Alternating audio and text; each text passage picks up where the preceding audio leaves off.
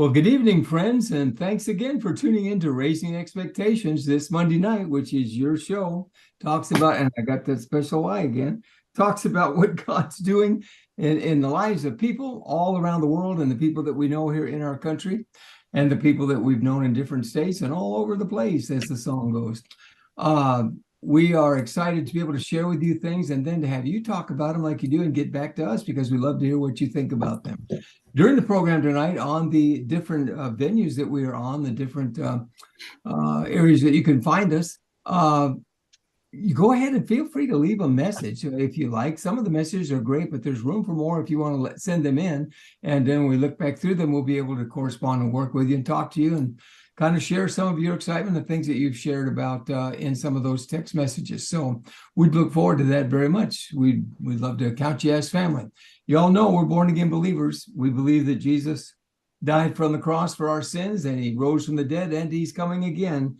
But the reason we have this show is because in the meantime, between rising again and coming again, he's walking every day with you and me and the things that we do in our lives. So we're excited to be with you tonight. You know the team.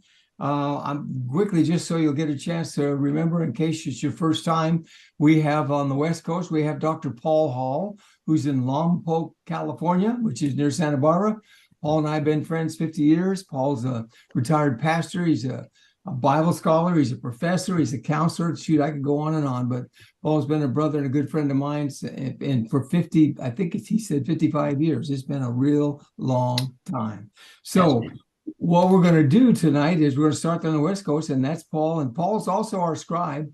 He writes everything down because we're excited to tell you, along with the books we have out, we're coming up with one that he's going to be directing that will tell us the story of our program over the first 4.5 years, and what all the guests were and what they shared and what they said. And I hope it'll have a great impact on a lot of people and bless a lot of lives. So if you leave California and we go to Texas, we'll stop on the way because Ron won't be with us tonight. Ron has a special engagement. We're excited. It's his wife's birthday, so we're excited for that. And they'll have a special time together, and I think that's a really important thing, and we all rejoice with them. Those are memory makers in our lives, those times with our wives and with our kids. So as we look at that, we go a little bit further to the south part of the East Coast. I'm going to say it like I nailed it. And they live there in Georgia, Dalton, Georgia. I got to say Georgia, right? And they're one of the most wonderful couples you ever meet. The Thayers, Stephanie Thayer and Dr. Craig Thayer. Stephanie there on the left, we tell you every week because it's true. She's the world's best when it comes to health and understanding. And if you look at her page and see the things that she puts up there, wait to see her chicken soup. It's going to be great. I mean, I could almost smell it when she told you her secret recipe. It's really good. And I'm sure there's spiritual value to that too, but we won't go into that right now because it looks so good. Man, I tell you what, didn't that look good for Tank? You probably saw that one. So yeah, there we go. There's Steph's page, and you'll be able to. There's a picture of it right there. Immune boosting chicken soup. I love it. Perfect title. Immune boosting. So anyway, you want to check her page each week and see what she's doing there. And we're excited she's with us. Keeps us all in shape and keeps us away from fudge a little bit. But moving a little along, the good-looking guy on the right there, that's her husband. That's Dr. Tank Thayer, Craig Thayer. He is oh my goodness, he's a surgeon, a trauma surgeon, a general surgeon. He's also an author. His first book was called Saved, and it's a great book. His testimony talks about what God's done in his life. I love hearing about how God works in the ordinary things of our life, and he's extraordinary. He's the kind of guy that if you went through school with him, you'd never forget him, right, Tank? I mean, Tank had so much fun with guys. He's the kind of guy that just you'd want to be in his corner until the teacher came. But it's a fun time. You got to read his book and see the things that God's done in his life. Saved by Craig Thayer. You'll want to get a copy. That's on our website. And there's my book also. I hope you get a copy of that. My life story from singing with Glenn Campbell and Frankie Lane way back in the day, all the way through to discovering legitimate faith, as Zig Ziglar taught me, takes place by putting together what happens in your life and seeing the hand of God through it all, like that old song. Through it all, we learn to trust in Jesus. We learn to trust in God. Hopefully that will encourage you in what you're facing in life today. They're both on there. We'd love to have you get a copy of that. So we're going to do something a little bit different tonight. Now, Most of you probably know about Secret Service things. They're very,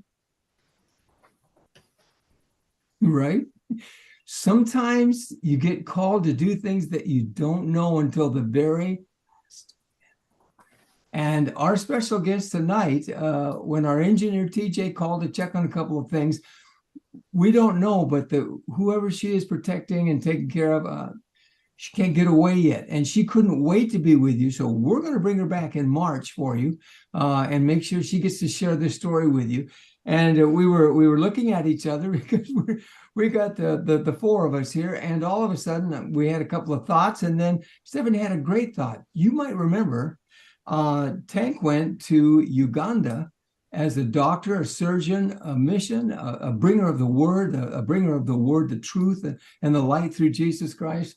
And what a great story, the great things that happened. And I was going to bring him a little farther down the road here, but he said he'd go tonight and testify and share some of the things that God did. And let me tell you, when you hear from somebody, you know what they go through for the cause of Christ, it really encourages you to, one, be thankful for them. Two, remember God has things for each of us to do, just like you're going to hear from him. And when we all pull together, we're going to do the work of God and see lives changed, nations changed.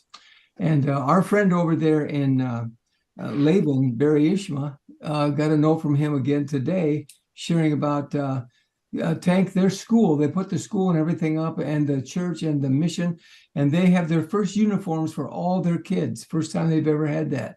He knows about Tank. He knows about, you'll probably be hearing from him, but he's going to do a great work there also. So our special guest tonight is more special than ever because you know him. He's your friend. He's part of your family. He's our family too.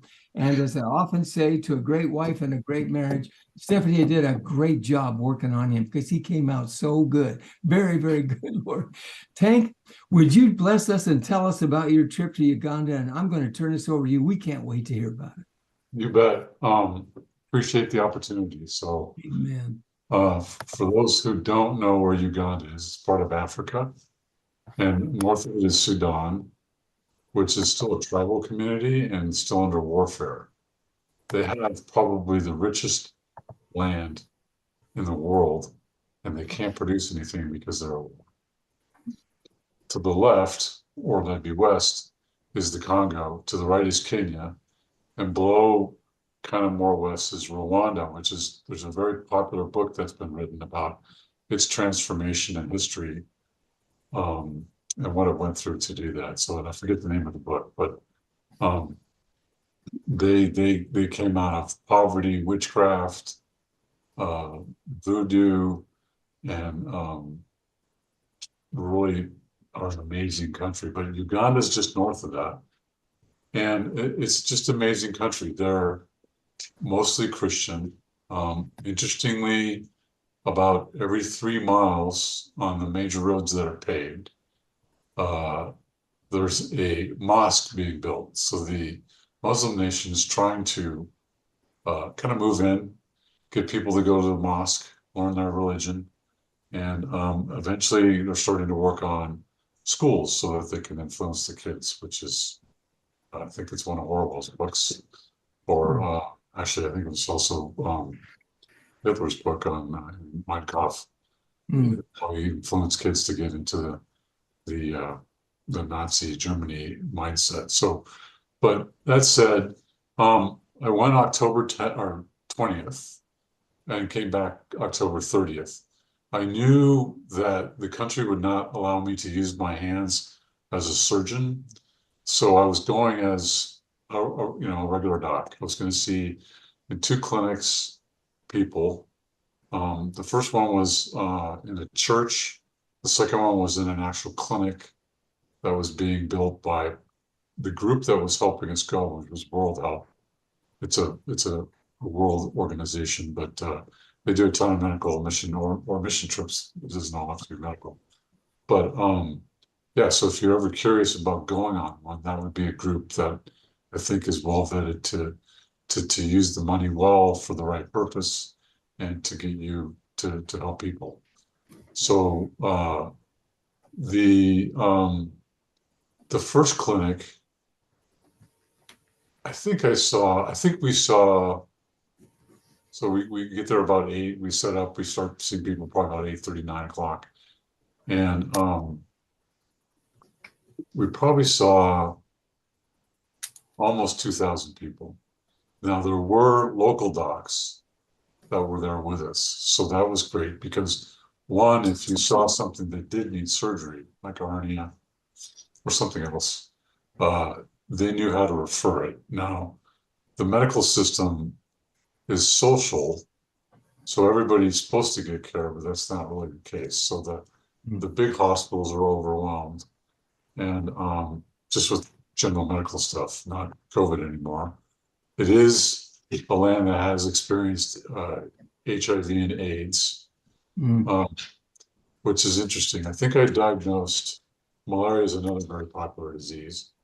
Probably 8 people with malaria, typhoid, which we never see anymore because we get vaccinated.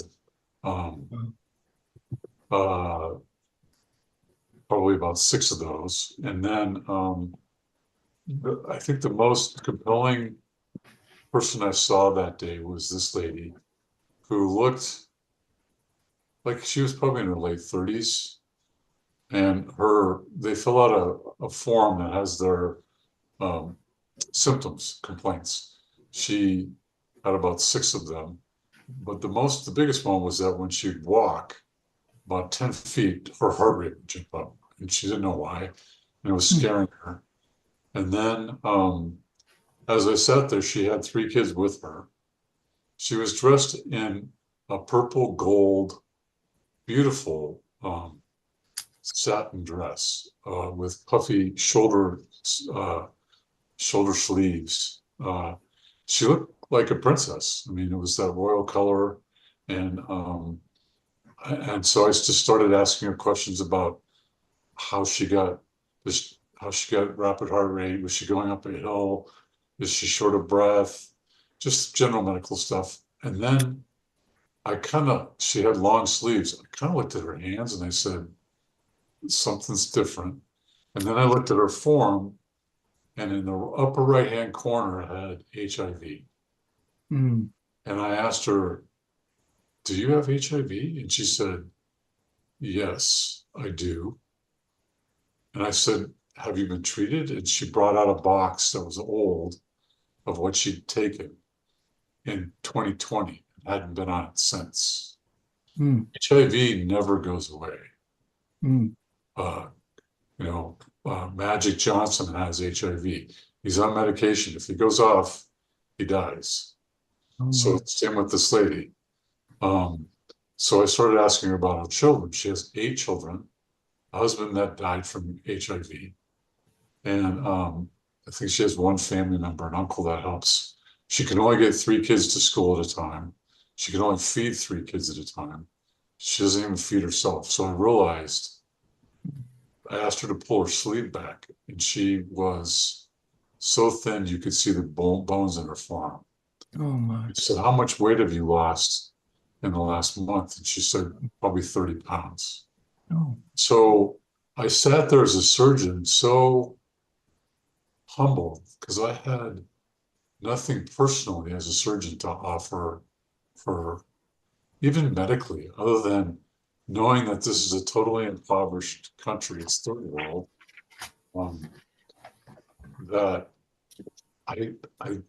so what came to my mind was, I asked her if she was Christian and of faith, and she says they'll say this in Uganda that they're born again. And I said, that's great. So, and I don't know if the church had the resources at this point or not, but I said, you need to turn to the body of the church, to the pastor, and ask him for help, both with the kids and with food and with medication for HIV. Because really just knowing, I mean, I was going through med school in HIV. HIV came out in 81. So we didn't know what it was. It took time to figure out what that was. And I knew she had probably about 6 weeks to live. And so she thanked me, but I stopped her and I said, can I pray for you? So I grabbed her hands And we had chairs and like a desk in between us. And I just prayed for her and said, please save this Jesus. You have the power to heal. Please heal this lady from her HIV. Please find resources to make her well. Take care of her kids, keep her kids safe and fed and going to school, Bob. And I went on. And then the look on her face to see an American, a lighter skinned person pray for them. I can't even describe it. Later on in the day, I did get a chance to ask the pastor and the lady who was running it, who's in the health system there, if they do have resources. She said, oh yeah, we have supplements that we can give the whole family. We have the HIV we need to look into as far as the medication. But yeah, so, and I don't know what the ripple of that was, because you leave but I made it a point to, at the end of even when I diagnosed and I could write for medication because they had a pharmacy to give, they usually lasted 4 weeks when they were there. They would give them probably a 2-month supply or whatever. If it was a treatment for typhoid, it would be the treatment to get rid of it. But yeah, I'd stop and pray for them and just ask Jesus to heal them.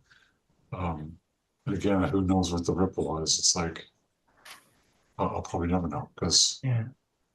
But so that was that clinic, and then we went to the other one, which was in a rural clinic. This was one that was being built by the church that we used to be at. Well, part of the church was donating part of it. So World Help and part of our church were building an OB center and a surgery center. But the OB center could be, because if they're doing C-sections, they've got an operator, but they don't have that built yet. So I thought they were further along than that when I went, because I was going to help them figure out stuff, but they weren't. So, and there we probably saw well over 2,500 because they came from villages all around us.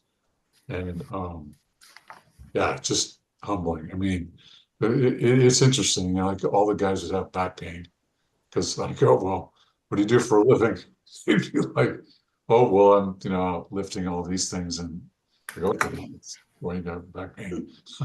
Yeah. But they're looking for pain meds. Usually we had on the formulary, we had Tylenol and ibuprofen, so no narcotics. But I mean, the people there, it's amazing. So there's one big paved road that goes north and south and east and west. And any road right off of that's just pure dirt. And so the taxi system are these motorcycles that have an extended seat on the back called boda-bodas. And I mean, if you thought the Tour de France start was crazy with 10 teams of 8 people all at once, and they, if someone makes a mistake, they crash.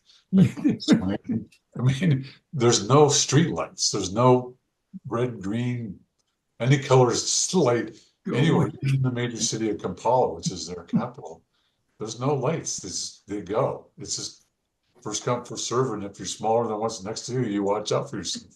So, it's just crazy. And it rained a couple of days, and they're out there in the rain. And then you see one taxi taxiing another taxi. The guy in the back of the taxi is carrying his boda on the back seat. So it's a motorcycle on top of a motorcycle along with 2 people. It's just crazy. And then they transport all their bananas and all their stuff. It's just crazy. So, what's the terrain like? Is it mountainous? It's kind of like Honduras. It's got it's not flat, but it's got rivers that run through different spots. A couple of large mountains nearby, and then there's a large lake along the border of Kampala that I think they use for tourists and recreation. So, yeah, and the people are just sweet. I mean, again, World Help took us, and I got to say it was pretty cush because we stayed at a Hilton, and I had some guy from Uganda who was waitstaff that would make me a cafe latte every morning with a little pineapple or something in it. There you go. Like, yeah. Fancy. So yeah, we did get to do a trip out to one of their national parks and see some lions, a leopard, and a tree. Their national bird, which is a really interesting bird. Almost back in the day when we called the curly hair of Afro-Americans afros. It looks like this thin pedestal to this afro on top of this bird's head. Or I guess the clown would be another one, the orange Ronald McDonald clown's hair. So, but it's a strange looking bird. And then they've got some gazelle that is so dumb that it'll run from a lion and about 3 seconds later, forget what it was doing and then stop. And then the lion will catch up and all of a sudden I'm running away from the lion and then stop and then go and stop and go. Play a tag. Oh my goodness. It's crazy. Did you get to go to was there any kind of pastors or church or people out We of the did, church? yeah. So the other thing one of the first days we went to a school and it was 2,500 kids, 40 of them were from Sudan. So they snuck them across the border because again, they're at war. So they don't want their kids taken. And it was a Samaritan church slash place for kids to stay. They had a whole girls' dorm. The boys' dorm was much smaller, probably denser living as well. But yeah, I mean, we walked into their worship and they were jumping up and down, singing the music, and it was, amazing. You could feel the Holy Spirit in there. It's actually really cute. He has some video of it. We didn't know we'd be doing this tonight, but just the room is full and the kids are going crazy and Yeah. it's good. All in their uniforms. They dress in their school uniform and they know English. They speak on the stage in English. So their native original language was Swahili. We speak. Most of them don't speak Swahili, but they speak a Ugandan language. I don't think it has a name. But yeah, so I memorized then, and I've now forgotten already. God bless you in Swahili, because I figured more of the older folks than the younger ones would probably know it, and then I could say it in American English.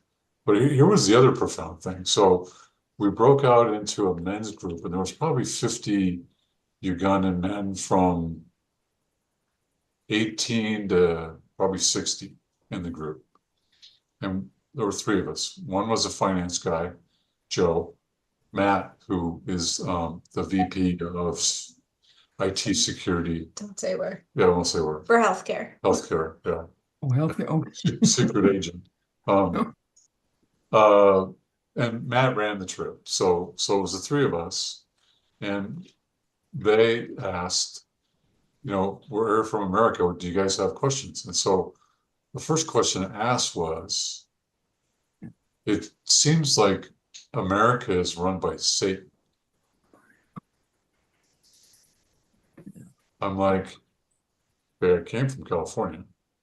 And I was like, I can't disagree with that. I mean, if I took a leap back like I did when I looked at Catholicism as a kid, I'm like, if I was some alien coming from an alien planet and people worshiping the way they did with incense and things like that, you think it's kind of, weird, cultish maybe even, but it's not. That's the way that people worship, right? So same with the Holy Spirit. You go to a Pentecostal church, there are things that's part of the Holy Spirit that I haven't seen and now I have.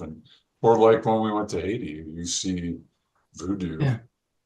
So what was your guys' response to the question? I think luckily Matt and those guys. Yeah, what'd you say? So they were like, that's an interesting perspective, because they didn't disagree. They're like, I think, a lot of America is Christian. It's just that we're tolerant of things and that we haven't really spoken out like we probably should have, especially the American church.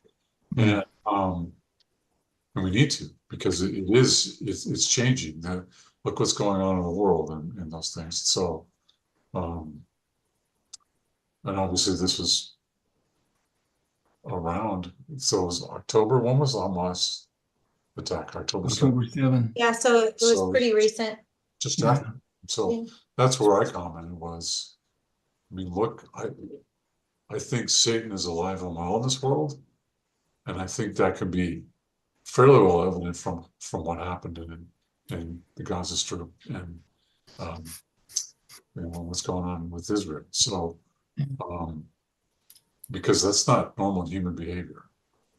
And it's got to be a demonic spirit or something that's going on in those individuals to allow them to even do that.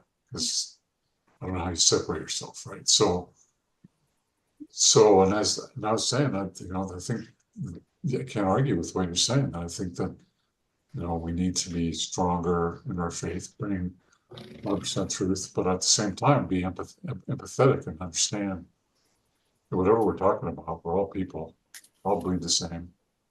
You guys bleed like I do. Amen. So we We're all all face the people. same sins. And so it's hard we shouldn't point fingers, we should try and understand. Hmm. Did you find when you were there that, of course, I've never been to Africa. I've been to a lot of other places in the world, Israel and everything, but Egypt. And I noticed with people that I felt it was true. I wonder what you thought about this here in Africa, that people used to say to me, when you get somewhere far away from the United States, far away from the church and Christians, that once the name Christ or Jesus Christ comes up and you say the word, I'm a Christian or something, and that person's a Christian, that there's this unsaid bond that's just like there. It's just like you unite together spiritually. And they say, I don't know how to put it in words, Joe. Did you sense that when you were talking to the people? Totally. Yeah, completely. Yeah. Yeah. When we went to the clinic, Yeah. they had like a recovery room / ER temporary holding. And this gentleman was in there who was Buddhist, so wasn't Christian, but all the staff were Christian and they were open-handed and helped him out. He'd been in a car accident, had a bad leg and a wound that was being treated. That was getting better. And then literally, that was when we just toured the clinic before we actually worked there. And then the day we worked there, his wife, he was discharged, went home, and his wife came in pregnant. And so I got to see, kind of the whole family. And I was like, and he just was, I think it's like the Christians outside of Rome, right? The Romans were, what do you guys have? We want that. Why are you celebrating when you've been exiled, right? And we just open-handedly help people. And that's what he saw, was like, I think I want this. So again, who knows what the ripple was, but yeah, but otherwise, all the other people, like I said, the first one was in the church, seeing the people from that church and surrounding area. So they were all believers, but yeah. Wow, that's it. Yeah, and the other thing we did, which is probably going to be so good for that area, is half the group put in computers, a whole computer, like 20 computers as a classroom. And they can learn how to run Windows. They can learn how to do, Google. They can search Google for anything they want because they've got the internet. They're going to be IT specialists in a week over what I'm sure their government has, and probably well-trained adults. One of the neat things about that computer lab, because all the things that are brought, that team also has to fundraise for. So they wanted the ones that are the little tiny computer brains.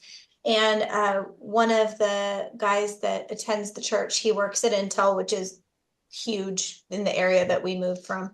And then the other person that helped is a 16-year-old. He might be 17-year-old now. He's very good friends with our boys, and he is just a computer science kid. And so they set it up and they were teaching people. And ironically, that family, his dad is the leader and his mom was the leader too. They had come to us years before when we brought our boys very young on mission trips. Everybody told us we were crazy. And they were the family that said, would you mind having a barbecue and just talking to us families about what it's like taking your children Is it really unsafe? And so we did that. And after that happened, all these other families started going out and doing mission trips. And what's so neat is I think they've gone 4 or 5 times to Uganda, that particular family. And so this was the first trip that Craig got to go on with them. So it's neat how it kind of comes full circle. And actually their daughter, their daughter is 18 and she's doing her second leg with YWAM right now. And she's becoming a midwife. So she, they have all fallen in love with being missionaries. Yeah, one of the ladies on the trip had lost her husband within the last year and a half. And before he'd gone, the two of them donated all the windows to the church that we were seeing people in. And so she got to actually see the windows in place, and he never did. But I'm like, and they had been, I think they'd been to this same church before, at least a couple times. So before we ever even knew about it, we also knew about it because it's one of the places that Steph's nonprofit for water put in. They collect like clean rainwater that then gets filtered into tanks and it gets stored in the tanks. So you don't need to drill a well if you have enough rainwater to filter it and put it into a tank. So I got to see that, but there was a trip that Matt and Cindy went on that got to see it, and we just said, hey, can you take some pictures to show that it works? And then we know it's up and running. So that's great. You can't outgive God. That's awesome, isn't it? To know that you had a part in helping all those. Just think of the little kids and their moms and getting water for their children that they didn't know where to go, what to do. That's awesome. Yeah. We used to send a lot of missionaries to Africa too. I never went because I had one of the senior adults, and even though they started at 55, they didn't. Not too many. Those people were already busy with Texas men, like our friend Ray. Richard Ray, those guys, they were all in that group with Richards in there and everything. But to go and to see something and to come back later and see that it's blessed a life and it's changed people. And there was that movie, y'all remember the movie about the little boy who somebody helped him that way? And I don't know the whole story, but he learned how to, with the computer, get water for his people. It was an award-winning movie, and that helps a lot. Now I'm going to have to go Google that up. I sent that message down there. See if they'll Google that up for me. Yeah, we'll send it to Uganda. We'll probably find it for you.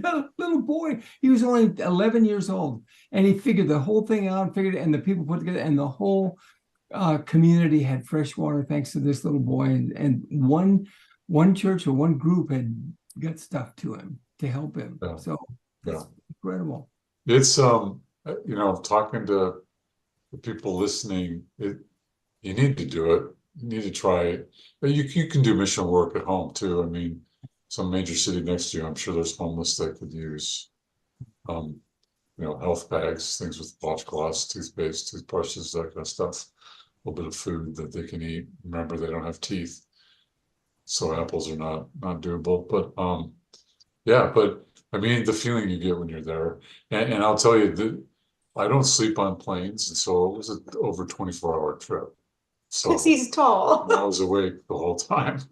So I just don't fit in a small plane to fall asleep. I think that's one of the hindrances for a lot of people to go to Africa is the length of time and then the cost of the flights to get there, because it is such a long journey, right? It's how many stops, y'all, Steph? How many stops you have to go? I left from Georgia to Amsterdam, and then we went to Rwanda, which is beyond Uganda, and then they dropped a few people off. It was almost like a bus, and then they jumped into Uganda where we got off, and then loaded our stuff into vans and went to the hotel. So amazing, isn't it? How you doing up there, Paul? Amazing. What do you think? I think that we live in a topsy-turvy world, don't we? Yeah, amen. I think the rest of the country comes to the United States because we have so much, and we go to other countries because they have so little. And we learn from them. This is I'd like to make a statement to Tank and about Tank and what I've observed over the last Amen. years. And one of the things I really appreciate about you, Tank, and Steph as well, but as Tank has spoken, you have such a childlike insight and faith that's so humbling, because we lose that childlikeness. We somehow or other, we kind of get upside down and become very childish, and go after each other and attack each other and blah blah blah blah. But I never hear that from you. I always hear this just a simple thing, which is so stunning when you stop to think about it. And Jesus said, if you had the faith of a child, my goodness, look what that means. And I'm one of those people who kind of live, I don't kind of live, I live vicariously through the great adventures of other people, because, God's got me tucked away in Lompoc, California doing, different things. But I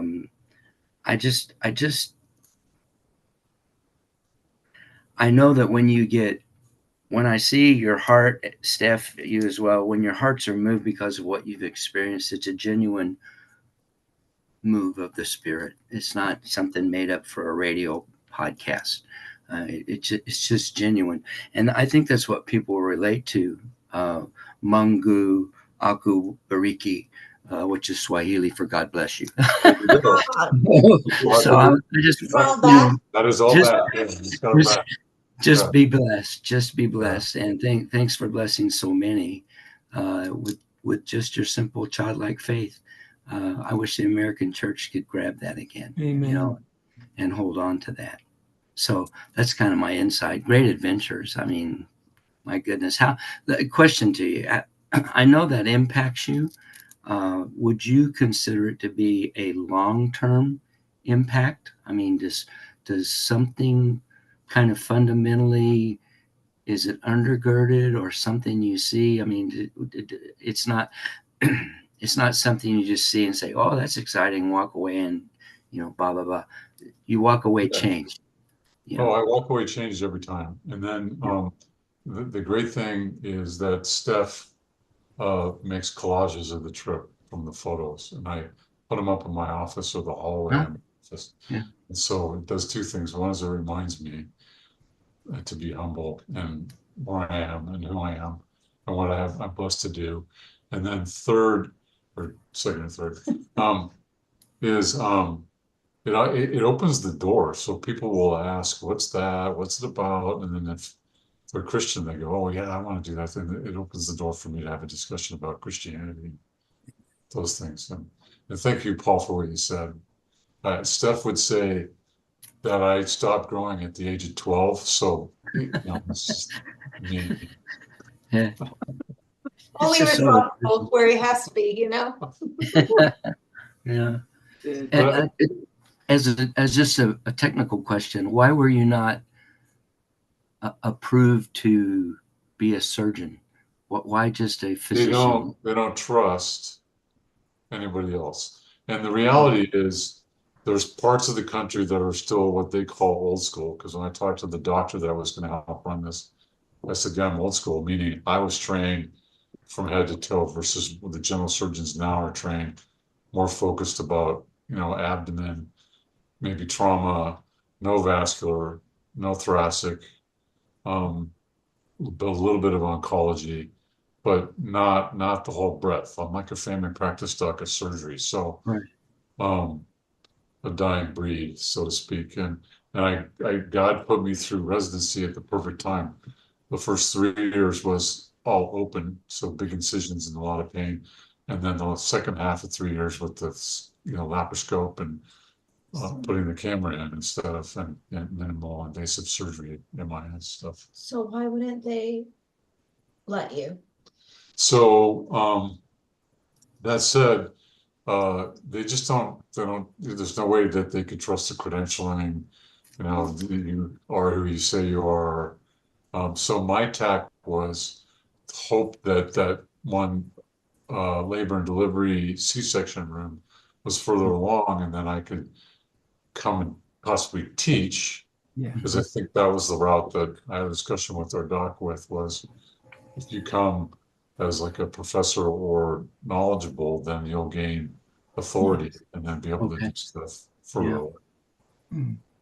Which is kind of how it evolved with the group that we go with in Honduras, because they were watched very closely. And then when they saw what they were able to do, they said, come and do whatever you want, right? So it's this caution, which is interesting because both places you still had to submit your medical license. I mean, you go through the whole process to show that you are a legitimate, Mhm. professional, but it's interesting. And like I said, the big hospitals were overwhelmed. That's where this particular doctor worked. And they do practice new school, meaning surgical technique that involve, sterile preps and all that stuff versus some outlying communities that were old school where they're not using alcohol or betadine to prep the skin, and so they have a huge infection rate. So they're behind in medicine. And what Wow. they're seeing, interestingly, is that same thing that's happened in America is that things have become more subspecialized. So you may just be, a gallbladder surgeon or something like that there. So, and that may make some sense because if you don't have mentors, and it is like an apprenticeship, you start out with small things like hernias and appendectomies. And when you show yourself that you're able to do those things and you build a trust with the professors, they give you bigger cases to do. And as you progress, then they leave you more on your own towards your chief here. So, which is, yeah, it's an amazing process. But yeah, I still scratch my head when I meet someone for the first time in my office and they have trust in me, and I'm gonna clamp their aorta, all their kidneys, and open up that aneurysm and sew on a piece of plumbing, a graft tube, and then reopen everything and restore the blood flow to his legs and they see me once or twice beforehand and then we're off. We're- You So have a doctor face. I'd trust him, wouldn't you, Paul? I mean, Absolutely. absolutely. Really, this program is probably not as good for those people because I told them I was in every principal's office from elementary to high school. Facebook. Yeah, I love it. Yeah. You brought Well, joy. the first one was like that because Yeah. it was candy, So Well, you brought joy into groups of people, and people love that. And you can look back now and say, you might have got in trouble then, but God always meant those things for good. It gave everybody a lift. I was always bailing Paul out of trouble at Hardin Simmons University. Always. There's no question. They're still looking for me. well, we started hearing your voice mumbled and Yeah. Lord Well, Image. that's why I'm tucked away in Lompoc. Right. But nobody knows my legitimate address is the federal prison. So Real name. obviously Joe failed one time. Oh my goodness. It's just great to be family. Yeah, I didn't mention the second question, which was like a 180-degree turn for them. So the first one was that they think that Satan rules our country, but the other one was interesting perspective as well. So it was like, you guys are the biggest country that goes out and helps and donates and supplies other countries, and yet you have the largest deficit in the world. Mhm. How can you do that? Credit card. So we have a big heart and we keep spending above our means. Yeah. And Joe, the finance guy, was, yeah, it's going to run out someday. Exactly. Yeah, it's going to run out. Oh my goodness. Well, folks, as you listen tonight, I mean, there's so many stories and so many things God's done in our lives, and wow, what exciting stuff He's done in the Thayer's lives. And I think they've come through bumps in the road. We come through bumps, and God not only paves them over, but flies us over them. So we learn things, and maybe God's working in your life. Maybe there's things in your life, like Tank's been sharing about, that you got big questions, but you've got a big God who knows the answers to those. And I just always say, and Tank, we talked about this when we had coffee that morning. sometimes you just need to get a cup of coffee, or if you don't drink coffee, whatever, sit down someplace that's quiet and be still, let everything calm down, and just know he's God, he's there, and you don't have to explain anything to him. He already knows what you're looking at. I really like it where you remember Paul, the I ams that he gave in the Bible. I just love, I can't remember them all. Like, I'm the life, I'm the bread of life, I'm the light of the world. I try to think of a couple. I'm the door you go through. But the greatest one of all is what Tank is saying there, that they asked him, they're going to take him out. Remember, Paul? Not that we were there. We just read the verses a lot like you. But he said, who are you? Don't you ever feel like when you get crushed in by God on all sides, you want to say, who are you and where are you? You know the answers, but you want to hear it again. We know he died on the cross, but you kind of want to see him touch you a little bit. And this answer always gets me. And I was thinking about it while you were talking about the poor lady in the first part, Jesus looked at him and said, what? 2 words, I am. That drove him nuts. And I wrestle with that because God didn't say to me when I have the struggle, he didn't say, Joe, don't worry, I was. Joe, don't worry, I will be. Joe, I am. So whatever you're facing this day, he's going to take you through it. And there's a story of lives, and they can tell you things of what you've been through. Some night we're just going to have you all call in and we'll pray and we'll share about some of the things you've been through and have Tank of people pray for you right here. By the way, last week, Stephanie, appreciated your prayer. I got a word back on that. Thank you for praying for that wonderful lady who's running. Yes. And she meant an awful lot to her. Thanks. You know what's so weird, or just a small world? I posted in my stories on social media about her. I had 2 friends that wrote and said, I grew up with, they knew her maiden name and her married. Like, I grew up with all of those kids in Bakersfield. What? Wow. Small world. It is. It's amazing. Yeah, I know. It's just amazing. It was wild. Oh, well, ladies and gentlemen, we're so glad that you're with us. We just say, hey, friends, because you are our friends. We've never got to see you yet. But someday when we have the big Raising Expectations gala and we rent the Biltmore and you're all invited, we'll already be in heaven, all of us. It'll be real special there. But what we want to thank you. Some of you make it possible. And for those of you that share from your heart and finances to help us, I just want to say thank you. I don't have any trouble as a pastor, neither does Paul, and neither does a surgeon here to say thank you. But now I'm going to pitch it to the one who's real good at saying, help us out. So it's an end around a Statue of Liberty play. Here's the ball, Steph.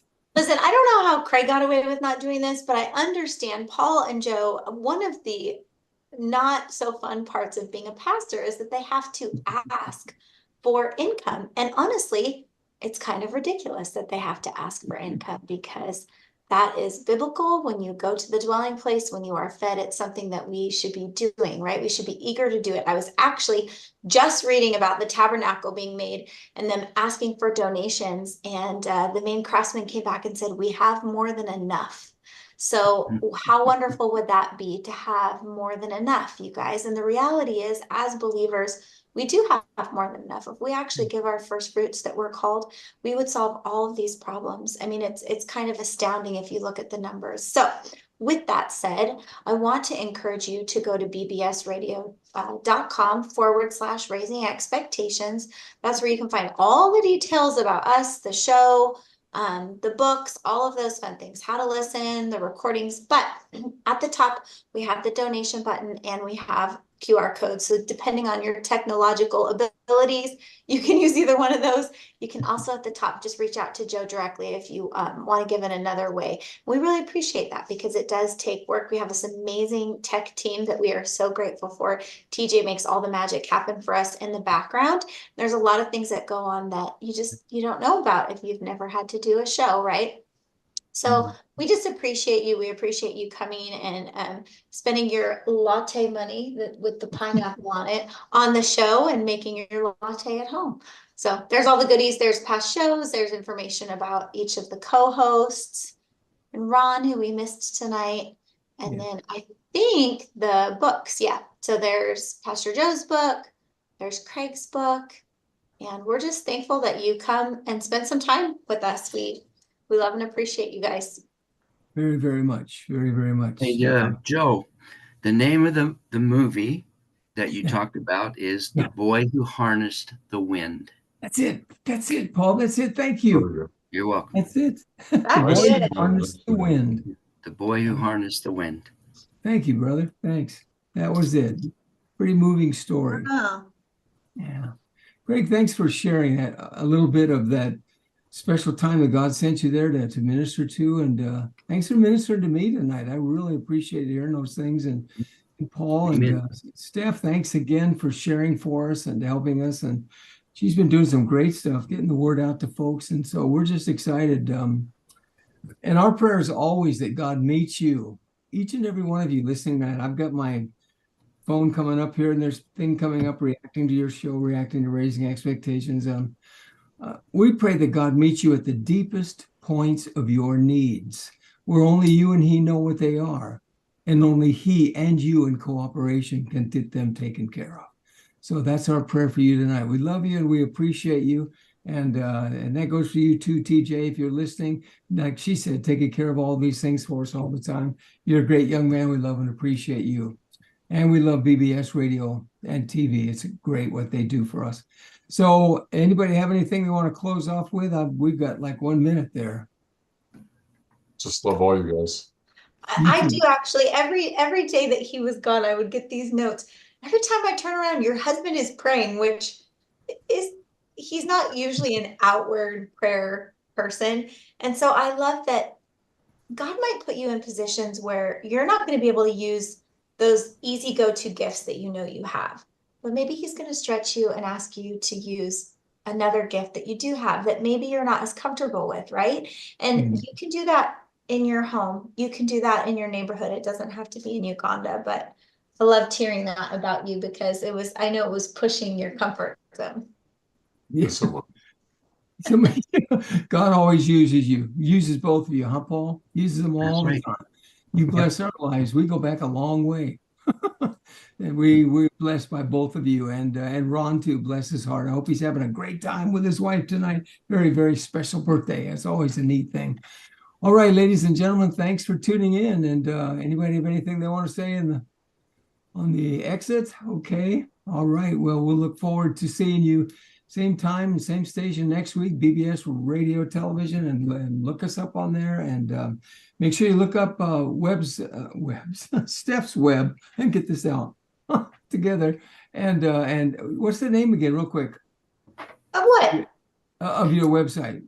Oh, my website? Wellnesswithsteph.com. Wellness with Steph. Yeah, I had it. I would have had it right. See there? Would have had it right. Yeah, check out Wellness with Steph too. Find out what's going on. It's really good. And get the recipe for the chicken soup. Yeah, it's yummy. I just put it up. All right. God bless and keep you. We'll see you next week. And be safe and walk with Jesus. All right.